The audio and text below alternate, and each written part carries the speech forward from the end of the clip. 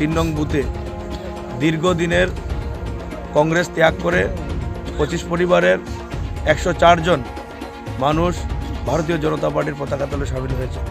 তারা দীর্ঘদিন নিষ্ঠার সাথে কংগ্রেস কর্মী হিসাবে ওনারা নিজেদেরকে পরিচয় দিয়েছিলেন, কিন্তু এইবার তারা এবার যে ত্রিপুরা রাজ্যে সিপিএম এবং কংগ্রেসের যে অশুভ জোটটা হয়েছে সেই অশুভ জোটটাকে ওনারা মেনে নিতে পারেননি।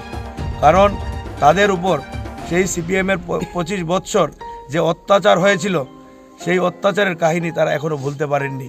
সেই জায়গায় দাঁড়িয়ে আজকে সিপিএম এবং কংগ্রেসের কিছু নেতৃত্ব স্বার্থের জন্য যে জোটটা করেছে সেই জোটে তাদের মনে আঘাত লেগেছে, তাই তারা কংগ্রেস ত্যাগ করে আজকে ভারতীয় জনতা পার্টির পতাকা তুলে সামিল হচ্ছেন।